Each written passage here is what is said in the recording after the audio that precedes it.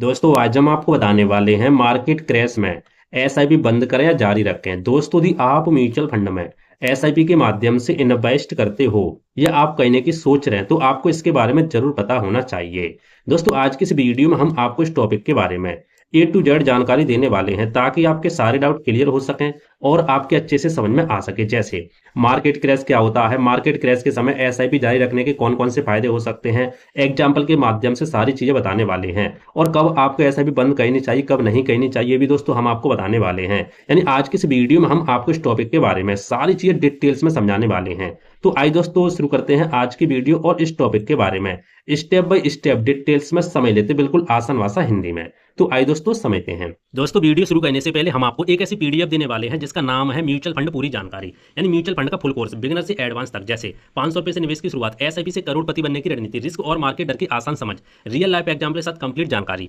दोस्तों यदि आप म्यूचुअल फंड में एसआईपी या लमसम के माध्यम से इन्वेस्ट करना चाहते हो या आप इन्वेस्ट करने की सोच रहे हैं लेकिन दोस्तों आपके समझ में नहीं आता म्यूचुअल फंड क्या होता है, एसआईपी क्या होती है, कैसे काम करती है, मार्केट गिरने पर क्या करें, किस म्यूचुअल फंड में इन्वेस्ट करें, इसी तरीके से बहुत सारे सवाल आते हैं। तो दोस्तों आज की इस पीडीएफ को पढ़ने के बाद आपके सारे डाउट क्लियर हो जाएं, क्योंकि दोस्तों इस पीडीएफ के अंदर म्यूचुअल फंड से संबंधित आपको ए टू जेड जानकारी देखने को मिलेगी। आइए इस पीडीएफ के जो चैप्टर है उसके बारे में समझ लेते हैं। दोस्तों इस पीडीएफ के अंदर आपको 15 चैप्टर देखने को मिलते हैं। जैसे म्यूचुअल फंड क्या होता है, म्यूचुअल फंड कैसे काम करता है, म्यूचुअल फंड के प्रकार, एसआईपी एंड लमसम क्या होता है, कैसे शुरू करें, म्यूचुअल फंड में रिस्क कितना होता है, सही म्यूचुअल फंड कैसे चुनें, म्यूचुअल फंड रिटर्न्स कैसे काम करते हैं, एनएवी एक्सपेंस रेशियो और एक्जिट लोड क्या होता है, म्यूचुअल फंड में direct versus regular and growth versus IDCW क्या होता है, कैसे काम करता है, हमारे लिए कौन सा बेस्ट है, म्यूचुअल फंड टैक्सेशन, टैक्स के बारे में, म्यूचुअल फंड से regular income SWP, mutual fund कहां से खरीदें, म्यूचुअल फंड एपी जो भी म्यूचुअल फंड के बारे में लोग क्वेश्चन पूछते हैं उसके बारे में, कंक्लूजन एंड डिस्क्लेमर। इस तरीके से आपको 15 चैप्टर देखने को मिलते हैं, 63 पेज देखने को मिलते हैं। ठीक है, आइए दोस्तों यहाँ पे चैप्टर के बारे में समझ लेते हैं किस तरह से आपको चैप्टर देखने को मिलते हैं। दोस्तों चैप्टर की बात करें तो पहला चैप्टर आप देख सकते हैं म्यूचुअल फंड क्या होता है। इस तरह से आपको यहाँ पे डेफिनेशन देखने को मिलेगी शॉर्ट में, और आप यहाँ पे एचडी क्वालिटी में इमेज भी देखने को मिलेगा,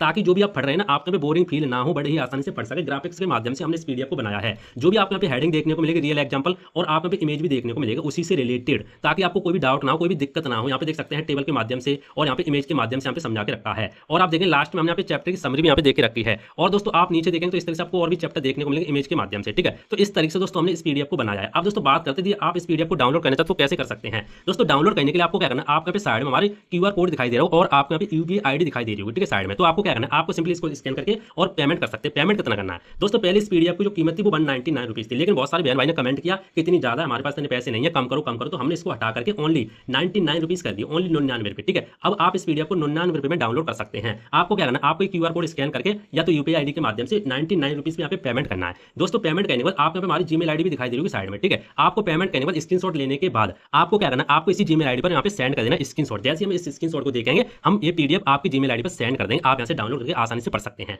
और यदि आपको डाउनलोड करने में कोई समस्या है, कोई भी दिक्कत है तो आप नीचे कमेंट कर देना। ठीक है, तो आइए दोस्तों अब वीडियो को यहाँ पे शुरू करते हैं।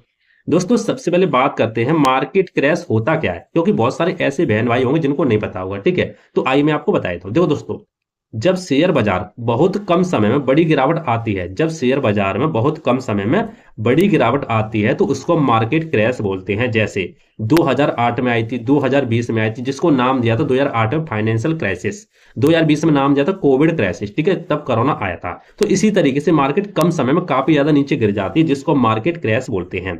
2008 में आया था, 2020 में आया था, और भी इसी तरीके से आते रहते हैं। अब दोस्तों बात करते हैं मार्केट क्रैश के समय एसआईपी जारी रखने का सबसे बड़ा फायदा क्या है, वो समझ लेते हैं। दोस्तों सबसे बड़ा आपको फायदा देखने को मिलता है, कम कीमत पर ज्यादा यूनिट्स आपको देखने को मिलती हैं, जिसको दोस्तों हम एसआईपी में बोलते हैं रुपी कॉस्ट एवरेज। जी हाँ दोस्तों, आइए इसको समझते हैं।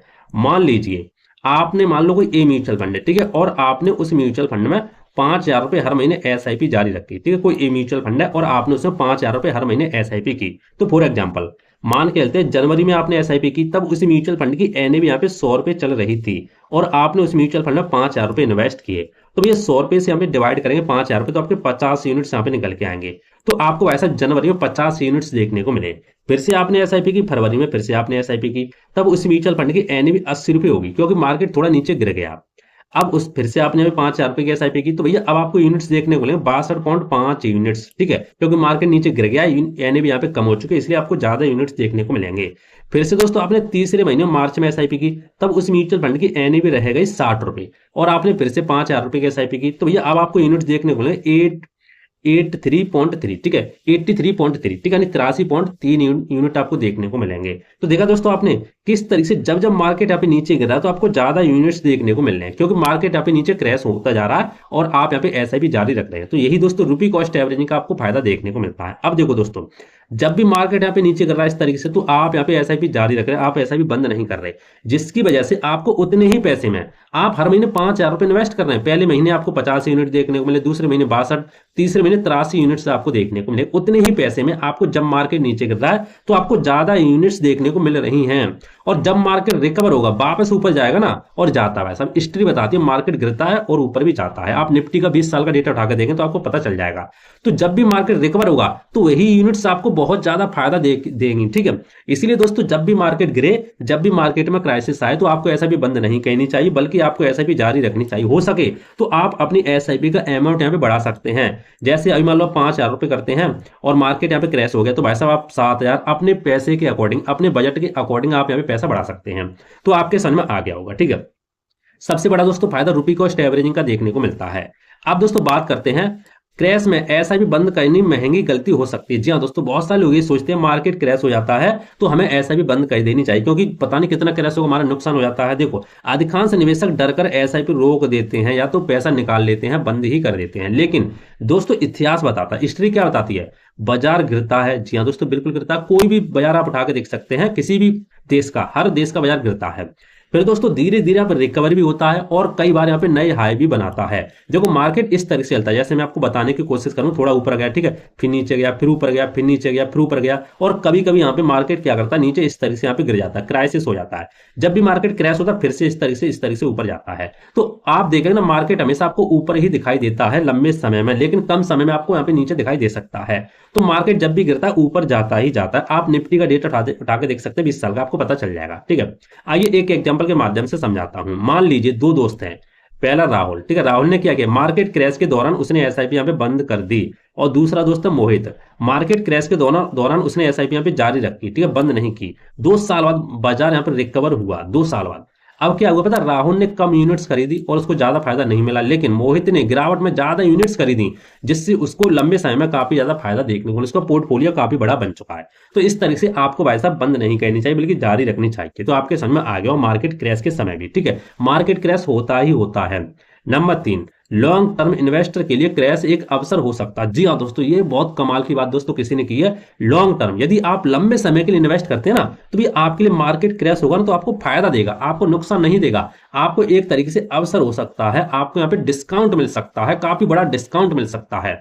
जैसे यदि मान लो आपका लक्ष्य यहाँ पे रिटायरमेंट का है, बच्चे की शिक्षा के लिए, घर खरीदने के लिए, मान लो आप वेल्थ बनाने के लिए, ठीक है, तो मार्केट क्रैश कई बार यहाँ पे सेल जैसा अवसर बन जाता है। जी हाँ दोस्तों, सेल जैसा, जैसे मैं आपको समझाने की कोशिश करूं, जैसे लोग मोबाइल और कपड़े डिस्काउंट में खरीदना पसंद करते हैं। जी हाँ दोस्तों, आपने देखा होगा, मान लो कोई मोबाइल है, ठीक है, XYZ कोई भी मोबाइल है, और वहां पे सेल लगी है कि भैया इस मोबाइल पर अभी यहाँ पे 20% ऑफ है, 20% आपको डिस्काउंट देखने को मिल रहा है। कोई मान लो कपड़ा है, कोई भी चीज है XYZ, उस पर मान के चलते हैं अभी मान लो 30% डिस्काउंट चला, तो आप क्या करेंगे भाई साहब, आप उसको खरीदने की कोशिश करेंगे। तो इसी तरीके से जब भी मार्केट गिरता है और आपका जो क्राइटेरिया, आपका जो गोल है वो लंबे समय का है, लंबे समय का मतलब 10 साल से ऊपर, 10 साल, 15 साल, 20 साल, ठीक है, 25 साल, इस तरह से इतना गोल है आपका, 10 साल से ऊपर का गोल है, तो आपको घबराना नहीं चाहिए। बल्कि जब भी मार्केट क्रैश हो, जब भी मार्केट नीचे गिरे, तो आप समझ सकते हैं भैया डिस्काउंट लगी, सेल लगी है, जितने यूनिट्स यहाँ पे निकालने निकाल लो, जितने यूनिट्स यहाँ पे बटोरने हैं बटोर लो, क्योंकि लंबे समय में काफी ज्यादा फायदा देंगे। तो इस तरह से आप सोच सकते हैं लंबे समय में, ठीक है।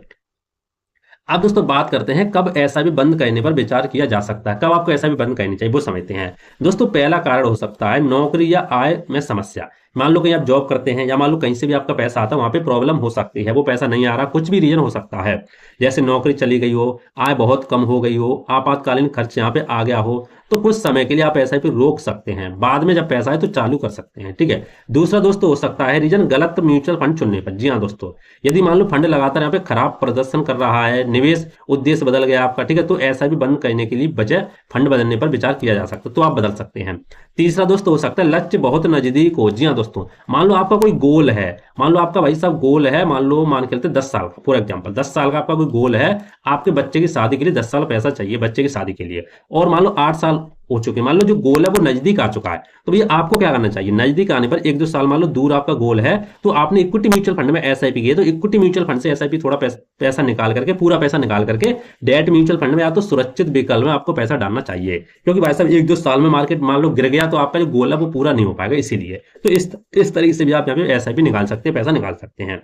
तो देखा दोस्तों, इस तरह से हमने आपको सारी डिटेल्स बता दिया कि मार्केट क्रैश के समय आपको ऐसे भी जारी रखनी चाहिए कि नहीं रखनी चाहिए तो क्यों रखनी चाहिए, क्या रीजन है, वो भी हमने आपको डिटेल्स में समझा दिया। फिर भी दोस्तों यदि आपको कोई डाउट है इसको लेकर के, तो आप नीचे कमेंट कर देना, मैं आपको रिप्लाई देने का जरूर कोशिश करूंगा। बाकी दोस्तों मिलते हैं इंटरेस्टिंग वीडियो में, तो जय हिंद, वंदे मातरम, भारत।